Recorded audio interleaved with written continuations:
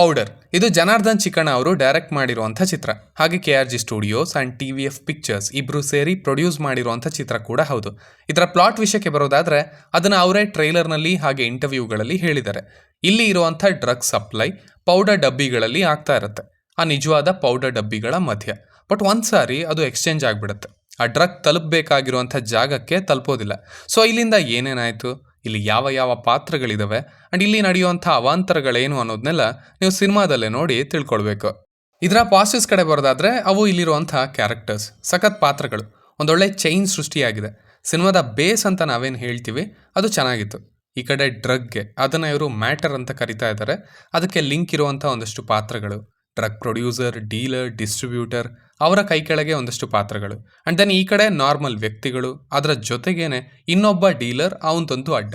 Cinema announcement ಆದಾಗಿನಿಂದನೂ ತುಂಬ excited ಆಗಿದೆ, ಇಷ್ಟೊಂದು ಟ್ಯಾಲೆಂಟ್ಸ್ ಒಟ್ಟಿಗೆ ಇದ್ದಾರೆ, ಓಕೆ ಯಾವ ಯಾವ ರೀತಿಯ ಪಾತ್ರಗಳನ್ನು ಮಾಡ್ತಾ ಇದ್ದಾರೆ ಅಂತ.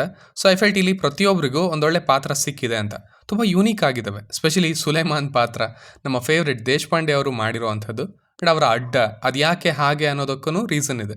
ಈ ಕಡೆ ರಂಗಾಯಣ ರಘು ಅವರ ಅಣ್ಣ ಅಚ್ಚಿ, ಅವರ ಅಸಿಸ್ಟೆಂಟ್ ಆ್ಯಂಡ್ ಅವರಿಬ್ಬರ ಮಧ್ಯೆ ಇದ್ದಂಥ ಜುಗಲ್ಬಂದಿ, ಶರ್ಮಿಳಾ ಮಾಂಡ್ರೆ ಅವ್ರಿಗೂ ಕೂಡ ಇಲ್ಲಿ ಡಿಫ್ರೆಂಟ್ ಆಗಿ ಕಾಣೋದಕ್ಕೆ ಅವಕಾಶ ಸಿಕ್ಕಿದೆ. ದಿಗಂತ್ ಅವರು, ಅನಿರುದ್ಧ ಅವರು. ಸೊ ಟೋಟಲಿ ಈ ಕ್ಯಾರೆಕ್ಟರ್ಸ್ನ ಚೆನ್ನಾಗಿ ಬರ್ಕೊಂಡಿದ್ದಾರೆ, ಯೂನಿಕ್ ಆಗಿ ಬರ್ಕೊಂಡಿದ್ದಾರೆ. ಇನ್ನು ಅಫ್ಕೋರ್ಸ್ ಅವುಗಳ ಪೋರ್ಟ್ರೇಲ್ ಕೂಡ ಹಾಗೇನೇ ಇತ್ತು. ಇನ್ನು ಇದರ ಪ್ರೆಸೆಂಟೇಷನ್, ಆ್ಯಕ್ಚುಲಿ ಇದರ ಬಗ್ಗೆನೇ ಮಾತಾಡಬೇಕು. ಸಿನಿಮಾ ತುಂಬ ಪ್ಯಾಷನೇಟ್ ಆಗಿ ಪ್ರೊಡ್ಯೂಸ್ ಆಗಿದೆ, ಪ್ರೆಸೆಂಟ್ ಆಗಿದೆ.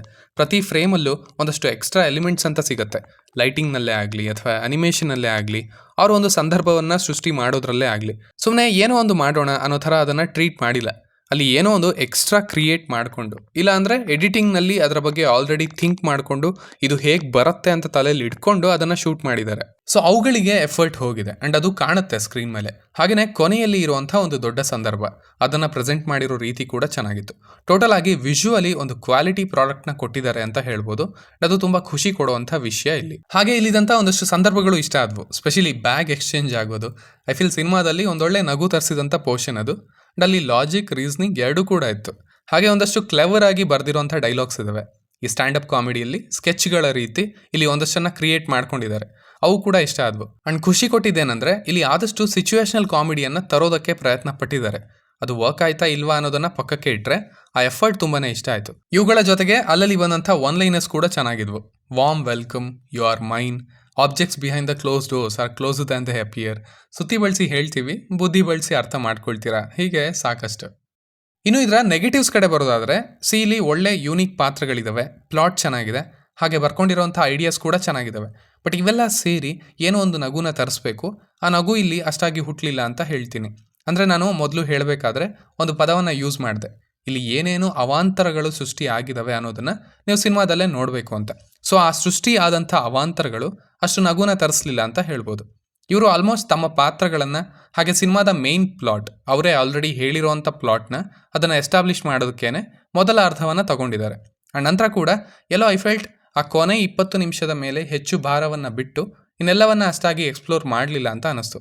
ಆಲ್ಸೋ ಕೊನೆಯಲ್ಲಿ ಕೂಡ ಅದು ಕರೆಕ್ಟಾಗಿ ಡಿಫೈನ್ ಆಗಿಲ್ಲದೆ ಇದ್ದ ಕಾರಣ ಅಲ್ಲಿದ್ದ ಎಫರ್ಟ್ನ, ಆ ಕ್ವಾಲಿಟಿಯನ್ನು, ಆ ಥಾಟ್ನ ನೀವು ಅಪ್ರಿಷಿಯೇಟ್ ಮಾಡ್ತೀರಾ. ಬಟ್ ಅಲ್ಲಿ ಎಕ್ಸ್ಪೆಕ್ಟ್ ಮಾಡಿದಂಥ ನಗು ಆ ಸಂದರ್ಭದಲ್ಲಿ ಅಷ್ಟಾಗಿ ಬರೋದಿಲ್ಲ.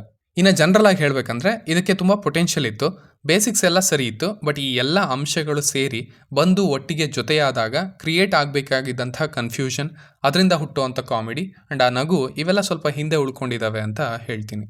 ಸೊ ಸಿಂಪಲ್ ಆಗಿ ಹೇಳೋದಾದರೆ ಇದೊಂದು ಎಬೋ ಅವರೇಜ್ ಸಿನಿಮಾ ಅಂತ ಹೇಳ್ತೀನಿ. ಒಳ್ಳೆ ಪಾತ್ರಗಳು, ಒಳ್ಳೆ ಪ್ರೆಸೆಂಟೇಷನ್, ಬಟ್ ಇದು ಒಂದು ಕಂಪ್ಲೀಟ್ ಎಂಟರ್ಟೈನರ್ ಆಗೋದಕ್ಕೆ ಇವುಗಳ ಮಧ್ಯೆ ಇದ್ದಂಥ ಒಂದಷ್ಟು ಅಂಶಗಳು ಇನ್ನು ತುಂಬ ಎಕ್ಸ್ಪ್ಲೋರ್ ಆಗಬೇಕಿತ್ತು ಅಂತ ಅನ್ನಿಸ್ತು. ಬಟ್ ಅದು ಅಷ್ಟಾಗಿ ಆಗಿಲ್ಲ ಆ್ಯಂಡ್ ಆ ಪೊಟೆನ್ಷಿಯಲ್ ಇದರಲ್ಲಿ ಇತ್ತು ಕೂಡ. ಸೊ ಇಷ್ಟು ನನ್ನ ರಿವ್ಯೂ ಆಗಿತ್ತು ಈ ಸಿನಿಮಾದ ಬಗ್ಗೆ. ಇನ್ನು ನೀವು ಆಲ್ರೆಡಿ ಈ ಸಿನಿಮಾವನ್ನು ನೋಡಿದರೆ ನಿಮಗೆ ಇದು ಹೇಗೆ ಅನ್ನಿಸ್ತು ಅನ್ನೋದನ್ನು ಖಂಡಿತ ಕೆಳಗಡೆ ತಿಳಿಸಿ. ಆ್ಯಸ್ ಯೂಶುವಲ್ ಮತ್ತೆ ಸಿಗೋಣ.